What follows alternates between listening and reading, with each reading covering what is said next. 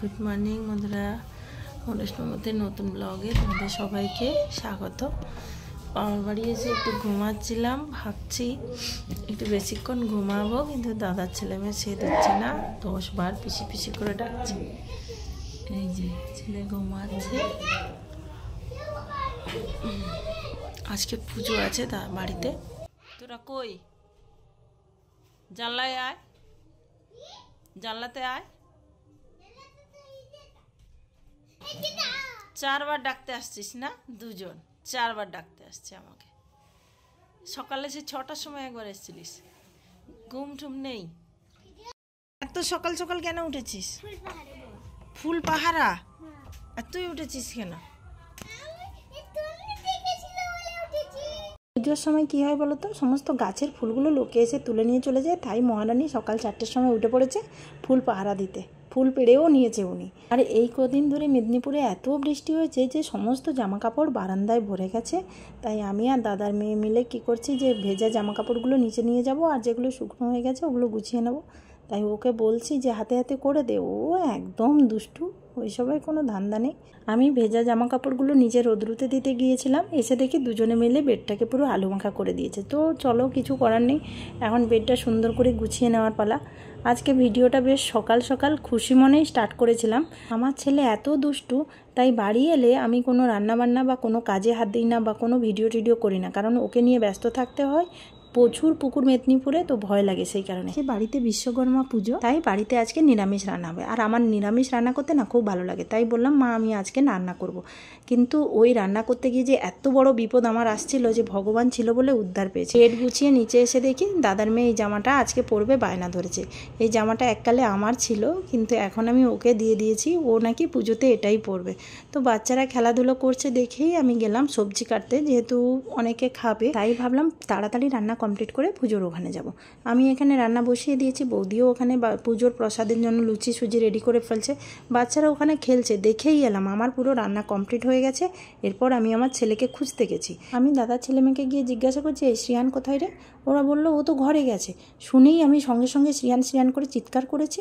করতে ও দেখি না এক গোলা জল থেকে পুরো ভিজে গেছে গলা পর্যন্ত, উঠে দৌড়ে এসেছে আমি ডাকছি বলে। এত ভয়ে এখন কাঁটা দিচ্ছে না, কি বলবো। আর এই বর্ষাকালে না পুকুরে একদম ভরা টইটুম্বর জল থাকে। আর আগের বছর পুকুর মেরে মাটি খুলেছে, এত ডিপ। তো খুব বকাবকি করে জামা টামা চেঞ্জ করে উপরে নিয়ে এসে দরজা বন্ধ করে বারান্দায় খেলতে দিয়ে আমি জাস্ট ব্লাউজটা স্টিচ করতে বসেছি।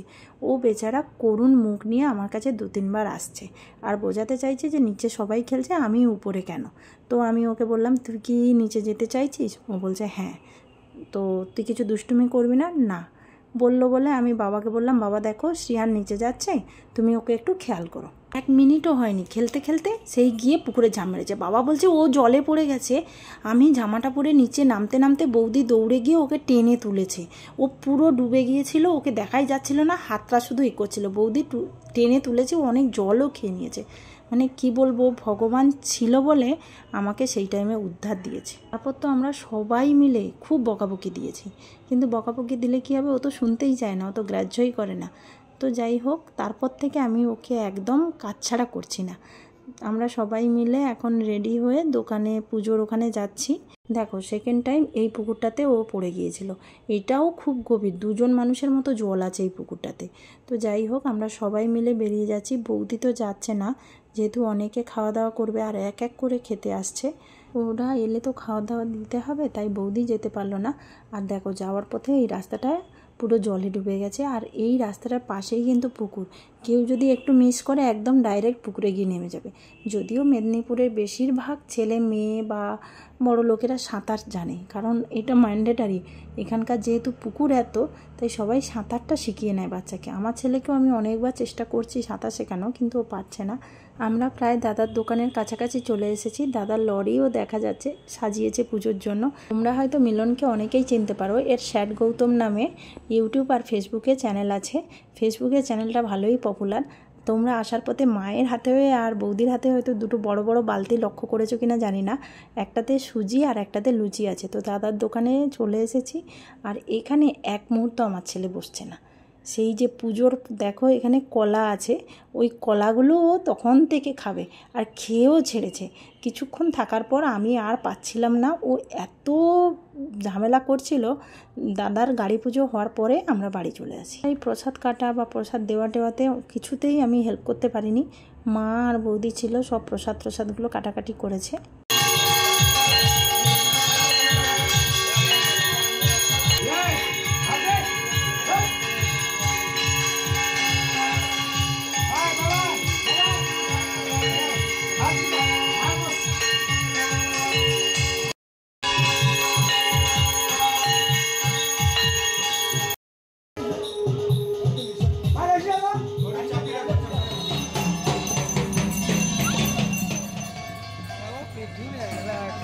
গাড়ি পুজো স্টার্ট হয়ে গেছে আর মিলন নারকেলটা ভেঙে ওই জলটা টায়ারের মধ্যে দিচ্ছে। অনেকগুলো বাইক মানে দাদার প্লাস অন্যান্যদের বাইকগুলো এসেছে, এখানে পুজো হবে। ছেলে এত দুষ্টুমি করছিল, ওখানে আর বেশিক্ষণ থাকিনি। বাড়ি এসে ছেলেকে ঘুম পাড়িয়ে দিয়ে নিচে এসে দেখি দাদা মামা টামা সবাই খেতে বসেছে আর আমরা তো খাওয়া দাওয়া করেই গিয়েছিলাম। তারপর আমি ঘুমিয়ে গিয়েছিলাম। ঘুম থেকে উঠে দেখি সব প্রসাদ এসেছে, চিড়ে প্রসাদ, এখানে আছে ফলমূল, ওখানে এসে সুজি, লুচিটা একটু কম আছে, সবাইকে দিতে শেষ হয়ে গেছে। তো সবাই মিলে একটু প্রসাদ খেয়ে নিলাম। আর আমার ছেলে এই যে দোলনা চড়ছে। তারপর দেখো 3 জন একসাথে নাকি দোলনা চড়বে, দিয়ে স্লিপ করে পড়ে গিয়ে বাহানা বানাচ্ছে। আমার ছেলে স্পিচ ডিলে আছে, তো আমি সবসময় ছুটি পেলে চেষ্টা করি বাড়ি আসার, কারণ ও দুজন সাথীকে পেয়ে যায় আর ওরা হচ্ছে দুজনের টুইন্স।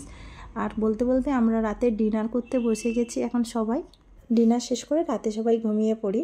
আর আমরা মেদিনীপুরে সবাই এসেছিলাম, কিন্তু হাজব্যান্ড সানডেতে আবার ব্যাক করে, কারণ বাড়িতে দুটো গাড়ি আছে, বিশ্বকর্মা পুজোর দিন পুজো দিতে হবে আর সাথে হাজব্যান্ডের অফিস আছে তার জন্য। আর ও পুজো দিয়ে এই ছবিগুলো আমাকে শেয়ার করেছে। ওকে বন্ধুরা, টাটা, দেখা হচ্ছে নেক্সট ভিডিওতে। আমার ভিডিওটা কেমন লেগেছে অবশ্যই কমেন্ট করে জানিও, ভালো লাগলে একটা লাইক দিও।